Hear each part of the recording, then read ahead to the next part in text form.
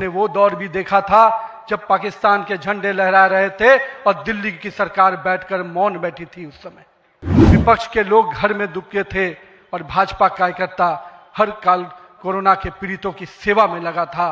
वो कटिजा बदली है और आज कश्मीर का लाल चौक तिरंगे से लहराया नहाया नजर आता है। ये परिवर्तन हमारे देश में आया है। आवाज जनता की। नमस्कार, मैं हूं आशा राय और आप देख रहे हैं न्यूज पीआर।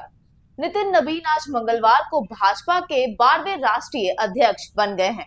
बीजेपी के राष्ट्रीय अध्यक्ष बनाए जाने के बाद नितिन नवीन ने अपने पहले संबोधन में पार्टी के इतिहास, वैचारिक संघर्ष और भविष्य की चुनौतियों पर खुलकर बात की। साथ ही उन्होंने कार्यकर्ताओं से कहा कि राजनीति 100 मीटर की रेस नहीं बल्कि लॉन्ग मैराथन है, जिसमें धैर्य, समर्पण और निरंतर संघर्ष जरूरी है। सुनिए राष्ट्रीय अध्यक्ष बनते ही नितिन नवीन ने अपने पहले संबोधन में क्या कुछ कहा। अभिनंदन करता हूं इसलिए कि पिछले कार्यकाल में मैंने देखा कि किस प्रकार से संगठन को आपने भूतपूर्व रूप से विस्तार खुद करते हुए किया। साथ ही साथ कार्यकर्ता आधारित कैसे राजनीति हो, इसको आपने बढ़ाया। और अभी बहुत बड़ी बात हम लोगों सब लोगों ने देखा, जिस कोरोना कालखंड में एक एक व्यक्ति अपने घर के अंदर महफूज हो रहा था। और मैं इसलिए उस समय को याद करता हूं कि जब विपक्ष के लोग घर में दुबके थे और भाजपा कार्यकर्ता हर काल कोरोना के पीड़ितों की सेवा में लगा था। वो कहीं ना कहीं माननीय प्रधानमंत्री जी का यशस्वी नेतृत्व था, आपका मार्गदर्शन था, तभी हम उस कालखंड से, उस आपदा से निकलकर बाहर आ पाए। मैं आज इस अवसर पर पार्टी के अपने पूर्व के सभी राष्ट्रीय अध्यक्ष को स्मरण भी करता हूं और हमारे कई राष्ट्रीय अध्यक्ष जो यहां पर बैठे हैं, मैं उनका भी अभिवादन करता हूं।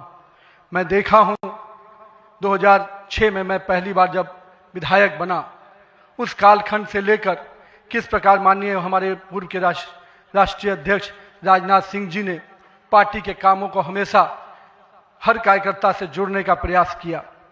मैंने जब नितिन गडकरी जी को देखा तो मैंने देखा कि किस प्रकार से संगठन के हर मोर्चा और सेल को उन्होंने गढ़ने का काम किया। और मैंने जब गृह मंत्री जी को राष्ट्रीय अध्यक्ष के रूप में देखा तो बूथ तक के कार्यकर्ताओं की चिंता करते हुए मैंने उनको देखा।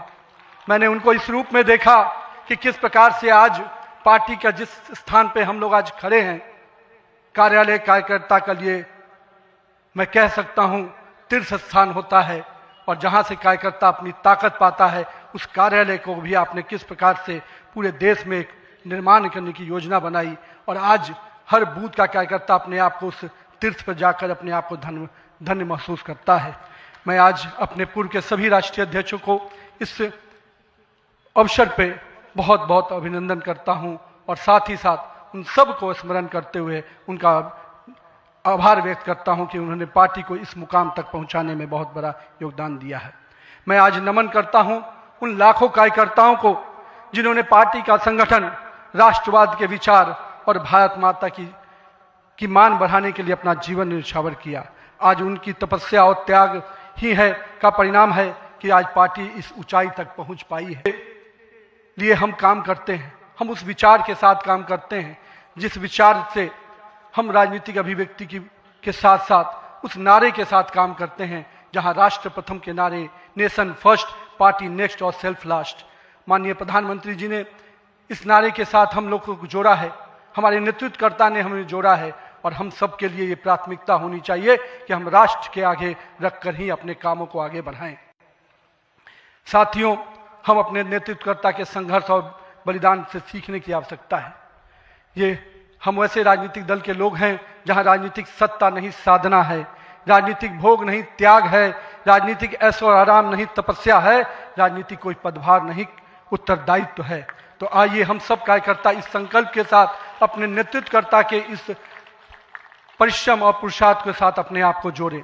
मेरे प्रिय कार्यकर्ता साथियों, यदि भाजपा आज विश्व की सबसे बड़ी राजनीतिक दल बनी है तो इसका मुख्य कारण हमारा प्रेरणादायी नेतृत्व है, हमारा विचारधारा है और हमारे लाखों कार्यकर्ताओं का मेहनत है। वो कार्यकर्ता जो बिना फोकस में आए अनवरत काम करता है वो कार्यकर्ता जो कठिन से कठिन परिस्थिति में भी भारत का ध्वज झुकने नहीं देता है, वो कार्यकर्ता जो सीना ठोक के कहता है तेरा वैभव अमर रहे माँ, हम दिन चार रहे न रहे। आइए इस भारत की कल्पना को जो माननीय प्रधानमंत्री नरेंद्र मोदी के नेतृत्व में लगातार हम आगे बढ़ रहे हैं, आज हम भी उस भाजपा के कार्यकर्ता, हमारे जनसंकाल के कार्यकर्ता लगातार कुछ नारे को गढ़ते थे। रामलल्ला हम आएंगे, मंदिर वहीं बनाएंगे, जहां हुए बलिदान मुखर्जी वो कश्मीर हमारा है, एक देश में दो विधान, दो प्रधान, दो निशान नहीं चलेगा। साथियों, आज भाजपा के कार्यकर्ताओं ने वो कालखंड देखा जब अयोध्या का भव्य राम मंदिर का मार्ग प्रशस्त हुआ। आज जम्मू कश्मीर की जनता ने 370 धारा से मुक्ति का दौर देखा। आज सांस्कृतिक व राष्ट्रवाद की विचारें और मजबूत हो रही हैं। साथियों, मुझे याद है अब वो समय जब हम लोग आज श्रीनगर के लाल चौक पर तिरंगा लहराते देखते हैं तो गर्व की अनुभूति होती है। हमने वो दौर भी देखा था जब पाकिस्तान के झंडे लहरा रहे थे और दिल्ली की सरकार बैठकर मौन बैठी थी उस समय, क्योंकि वो समय हम लोगों ने युवा मोर्चा के कालखंड में काम करने का जब मौका मिला था तो हमने देखा था उस समय जब माननीय प्रधानमंत्री जी उस कालखंड से 370 को समाप्ति किए तो कहीं ना कहीं पूरे कश्मीर की फिजा बदली है और आज कश्मीर का लाल चौक तिरंगे से लहराया नहाया नजर आता है। ये परिवर्तन हमारे देश में आया है। जैसा कि आपने सुना, अपने पहले ही संबोधन में नितिन नवीन ने स्पष्ट कर दिया है कि उनकी प्राथमिकता संगठन को मजबूत करना और साथ ही लंबी राजनीतिक लड़ाई के लिए तैयार करना है। फिलहाल तो इस रिपोर्ट में इतना ही। ऐसी लेटेस्ट खबरों से अपडेट रहने के लिए आप हमारे चैनल को सब्सक्राइब करें और देखते रहिए न्यूज़ पीआर।